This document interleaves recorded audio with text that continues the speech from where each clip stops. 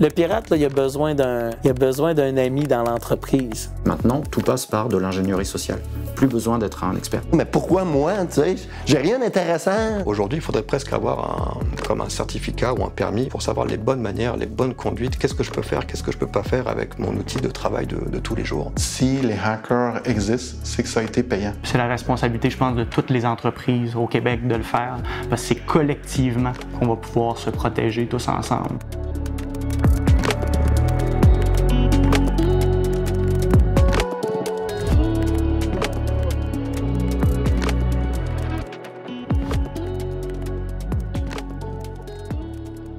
Tiens, je vais te montrer mon Facebook.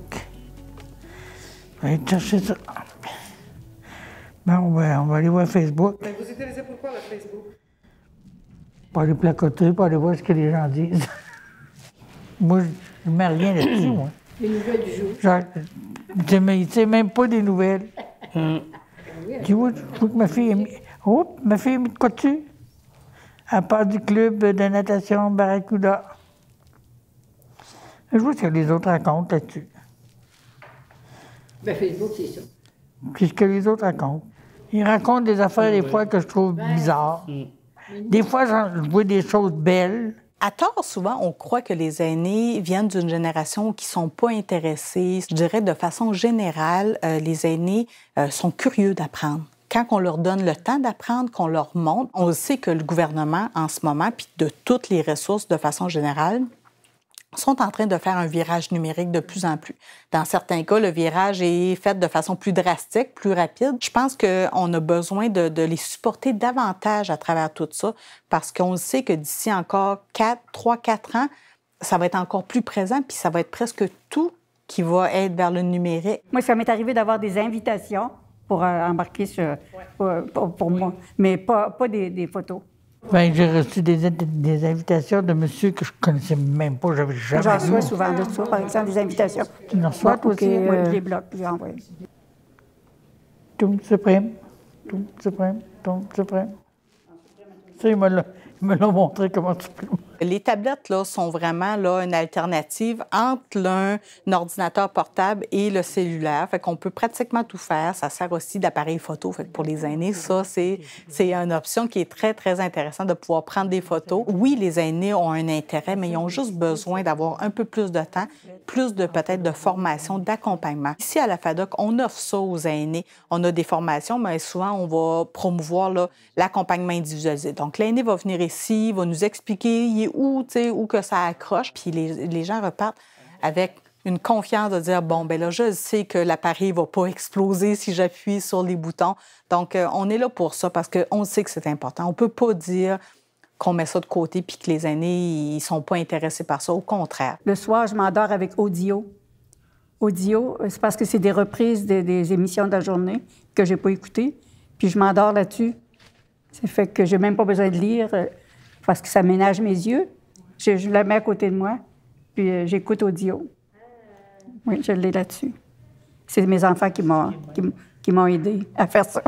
Je vais aussi sur la nécrologie à AG Division de Gaspé. Je vais sur YouTube. Je ne publie pas sur Facebook. Je commente presque pas non plus. Je mets un peu des likes des fois, mais dans ma famille. Tu sais, je fais attention. C'est bien. Et vous, qu'est-ce que vous faites? Je fais rien. Voilà. Ah, vous, c'est Internet? Je vais sur mon ordinateur, puis je vois sur Internet, puis je fais tout ça sur ça. Mais sur ma tablette, je ne m'en sers pas. Moi, j'ai quand même plusieurs amis aînés, là, des gens qui sont professionnels en lien avec moi ici, là, qui sont amis avec moi sur Facebook. Puis ça m'arrive régulièrement de commenter des affaires, à dire « Ah, faites attention, ça, c'est pas un vrai concours ». Qu'on voit des fois des gens qui viennent commenter « Ah, j'ai envie d'être ami avec toi », des choses comme ça. Là, c'est des messages qui sont fort intéressants. Fait que souvent, moi, là, je me fais un plaisir de commenter, de dire « Faites attention, madame ». Ce message-là, c'est un arnaque, tout ça. Là. Fait que là, souvent, les gens me disent merci. T'sais. Je pense que les gens sont intéressés par les médias sociaux parce qu'effectivement, effectivement, ça permet de garder contact avec la famille, beaucoup.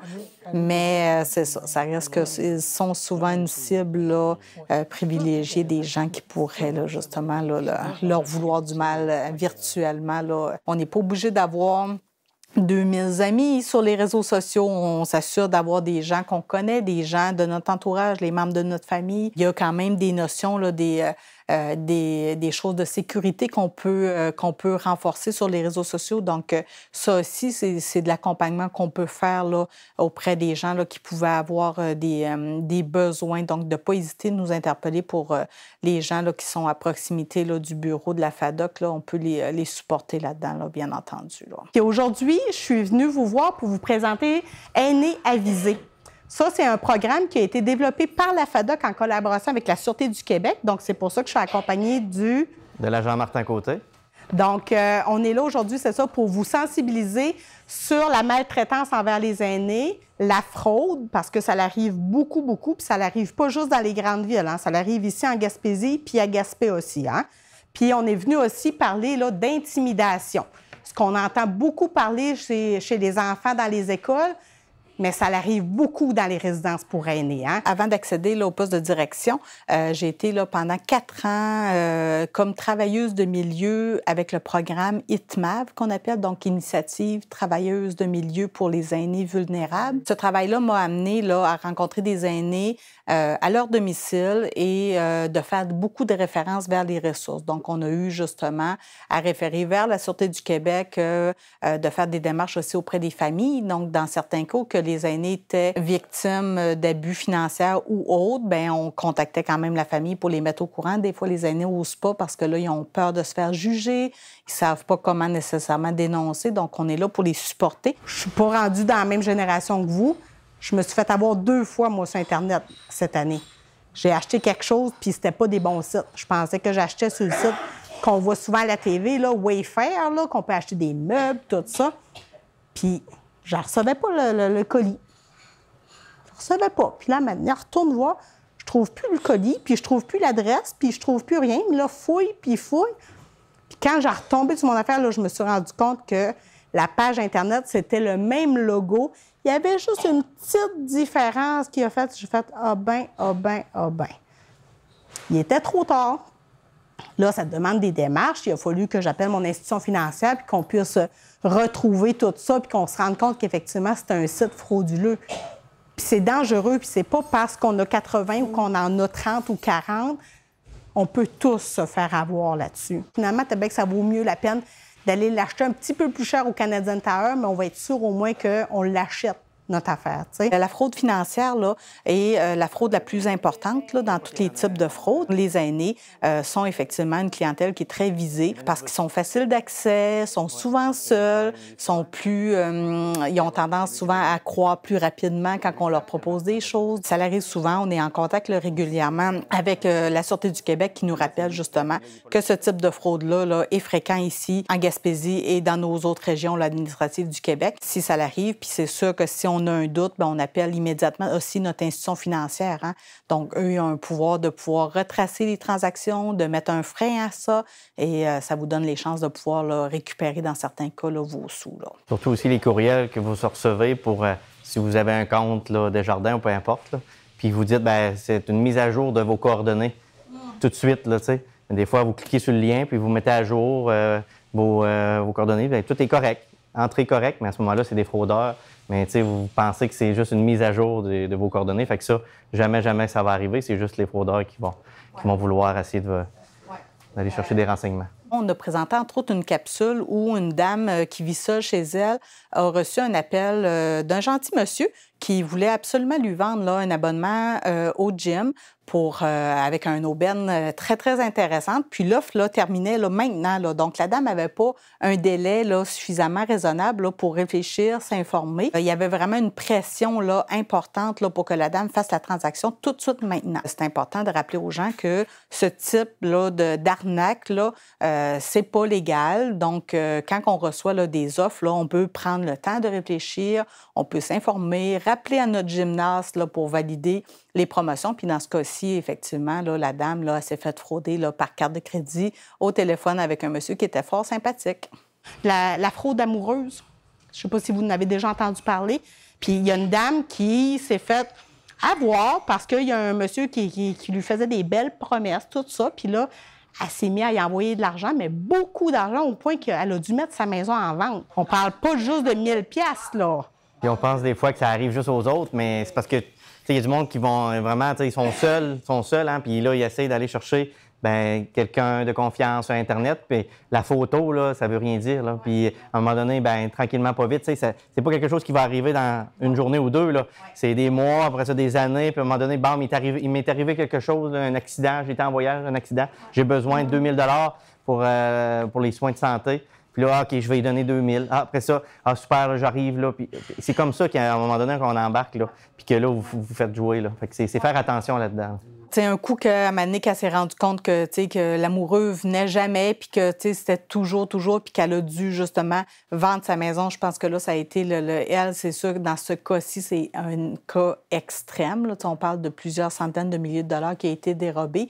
Mais à Mané, c'est ça, je pense que c'est l'institution financière là, qui a interpellé là, les policiers parce que là, ils trouvaient qu'il y avait vraiment beaucoup de virements. Puis là, il y a eu une somme là, monumentale qui a été versée dans un compte qui était outre-mer. Donc là, dans ce cas-ci, là, ça a été vraiment l'institution financière qui a levé le drapeau dans ce cas-ci. Mais la dame, elle est détruite, là. Détruite financièrement, mais à plein de niveaux, elle était réellement amoureuse là, de cet inconnu-là. Là. Donc là, il y a une blessure, d'autant plus qui vient embarquer. On est dans des petits villages, fait que tout ça, c'est. Donc là, elle, c'est sa réputation. Les gens disent, bien là, elle a embarqué là-dedans, tu sais. Fait que là, il y a tous les jugements qui viennent avec ça. Fait que là, tu sais, cette dame-là, c'est sûr qu'elle a des impacts là, sur plusieurs années qu'elle va subir à cause de cette situation-là. Malheureusement, dans ce cas-là, c'est ça, ni les policiers, ni les institutions financières ont pu faire quoi que ce soit. Le fraudeur était vraiment dans un autre pays et la dame a fait volontairement les virements. T'sais, c'est sûr que dans des cas où que tu peux prouver justement que tu as été forcé, que sous la menace, mettons, de dire si tu me transfères pas ça, je vais m'attaquer à tes enfants ou des choses comme ça, qu'il y a vraiment des preuves, des menaces qui soient écrites même virtuellement ou non. C'est sûr que dans des cas comme ça, on peut toujours, mais c'est sûr que quand on fait face à un fraudeur qui est dans un autre pays, bien là, c'est plus juste la Sûreté du Québec. Là. On parle de la GRC et de d'autres corps policiers internationaux. Là. C'est quand même quelque chose.